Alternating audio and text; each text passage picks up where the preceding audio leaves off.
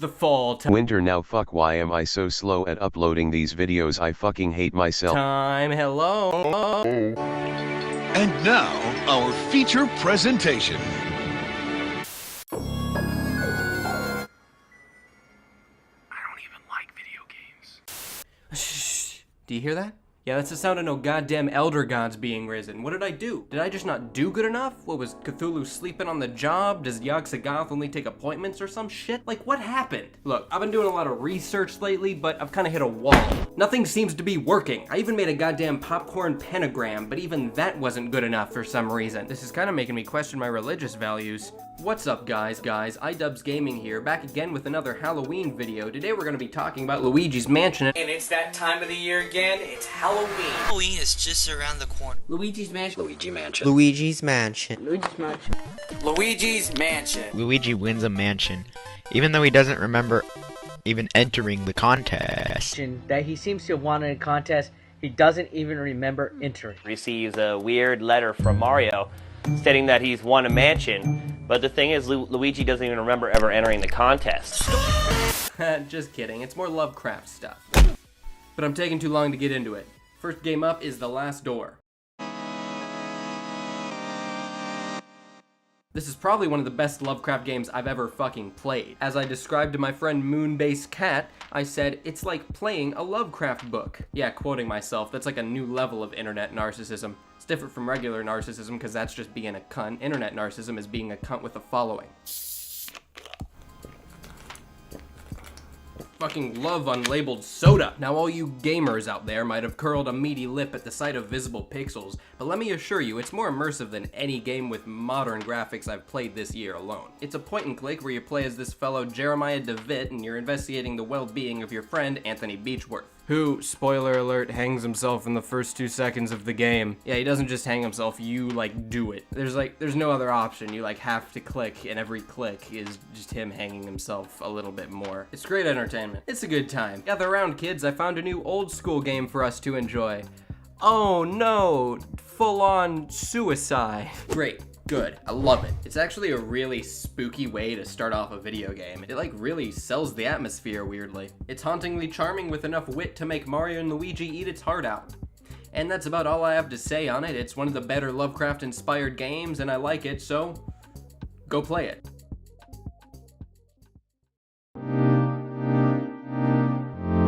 The Moon Silver. The Moon Sliver. The Moon's Liver. I have prostate cancer. Why can I never get this game's name right? The Moon Sliver is really goddamn weird and I'm not even sure if it's fully Lovecraftian. I mean, there's a monster it never shows. You're the only one alone on this deserted island. It's so bizarre yet strangely wonderful at the same time. I first played and recorded this game wanting to cover it almost 2 years ago. So as you can imagine, this footage has been on my hard drive long enough for me to totally blank on the game's broader details, but I'll try to bring them on back. I'll try to recollect just for you guys in the Adam Nation. Hey, up top! Adam Nation. I like that, but not as much as I'm gonna like voting for Donald J. Trump in the upcoming presidential election. You were on a bleak, cold, windy island, and you seemed to be alone. But fires and candles still burn. As you explore, a story of guilt, loneliness, and faith begins to take shape, and it becomes increasingly obvious that something is hunting you. Well, that was apt. The first part of the game is basically you just wandering around and exploring, and it presents you with a lot of walls of texts. Take it away, Harshly! Is it Issa or Ellie? I remember when the moon still shined, when each night was bathed in warm silver, and the shadows were mysterious and friendly, and the island was a place of joy. That was many years ago. Hell yeah, dude. Shoutouts to my boy Harshly Critical. I don't know you, but I want to, so you're free to roam around a bit. I used this time to try and break the game. I did, but I fixed it. You basically find a shitload of notes people have left talking about their affairs, their depression, their Prostate cancer? And speaking of prostates, don't forget that Grindr Plus promo I'm running. That's code ADAM for 50% off. You think these people would be smart enough not to leave their sensitive information just lying around, but these people do also believe in a higher power, so what fucking retards, am I right? That one's for my 16-year-olds out there. But each house's notes essentially contain a little mini-story, which I think's kinda cool. I guess there's this monster called the Woodland Teeth that's hunting us, and it's probably some dope metaphor, but I'm just too lazy to replay the game to figure it out. There's a lot of religious gibberish in it too, just a bunch of things you find laying around called the Word of Hector, so there's that.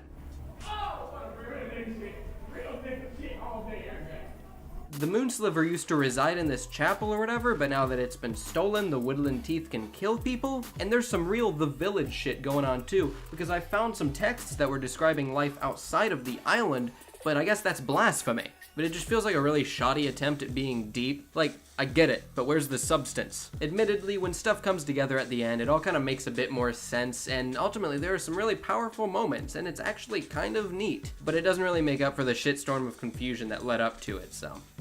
Look, this game is just wandering around, finding some slightly intriguing shit, then figuring out some secrets about something, and then quickly going underground and it just abruptly ending. Hey, just like this segment. Next up is Euclidian. Oh good, it's pretentious. We're off to a great start. This game is falling. That's about it. I mean, besides the fucking terrifying vibes it gives off. You know, who doesn't like slowly plummeting through a colorful abyss? Just makes me nervous. Do you guys have fake anxiety? I have fake anxiety. Ooh, I have a math midterm this week. Panic attack, lol. I'm not sure why, but my copy seems to be a little goofed. Every time I load it up, I'd be like 100 feet above Menu Mountain. Navigating it was fun. Now, if you're not a fucking sheep, you'll probably be asking, but what does Euclidean mean?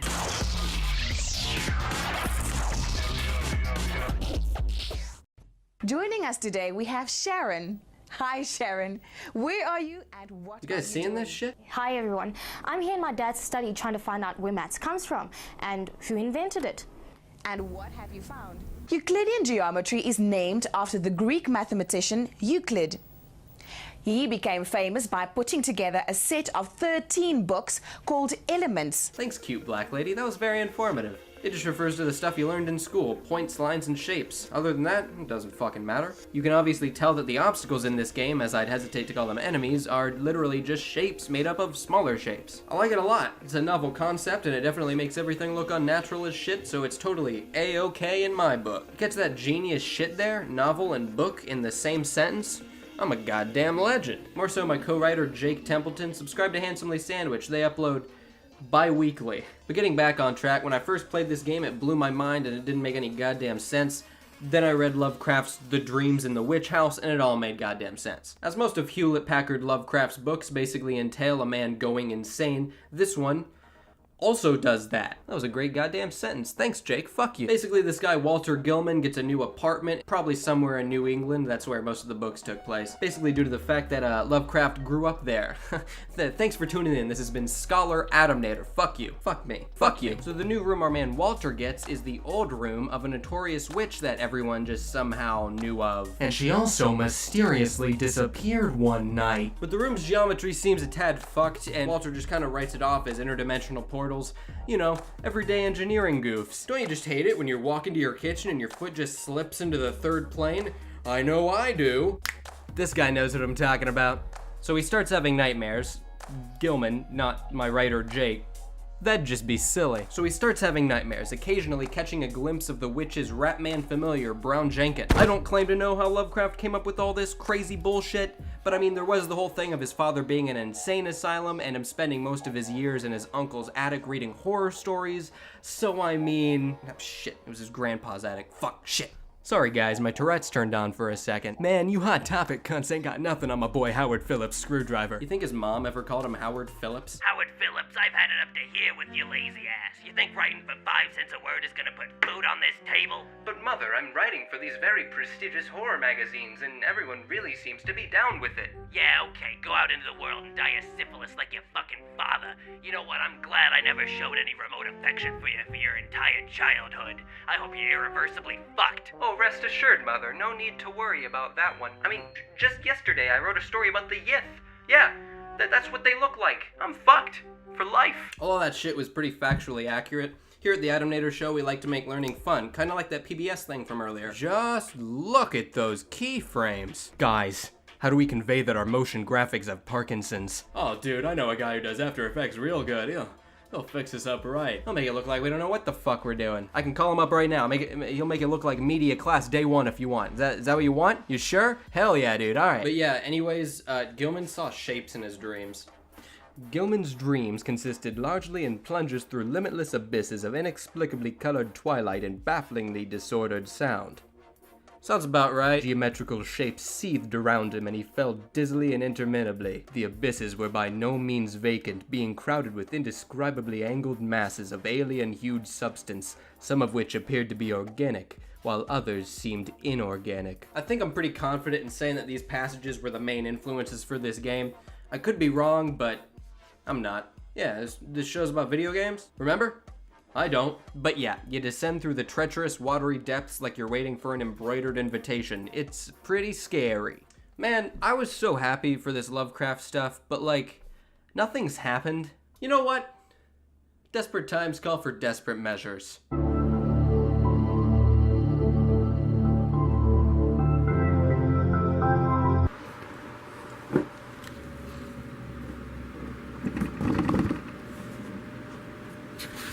Tried to acquire some assistance in my occult endeavors. I need your help. Okay. How to do it.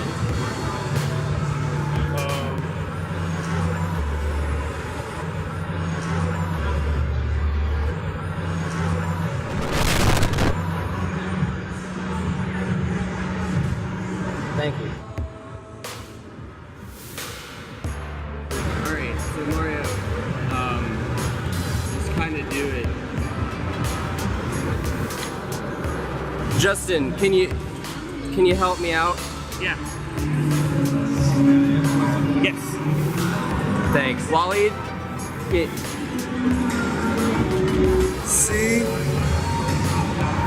O F F E. And look, you got it. It worked. Kat,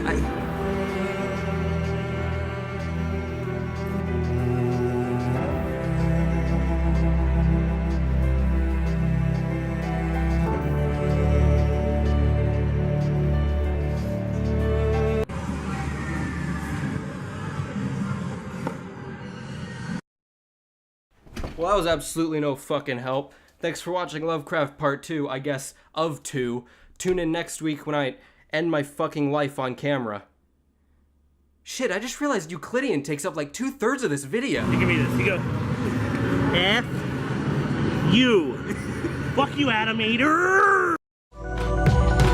Can you feel it? It's a tugging to lead you away. This whole time you've been all the way astray. Existence remains a paradox. But listen, there's a slight ringing, a revolution of open locks.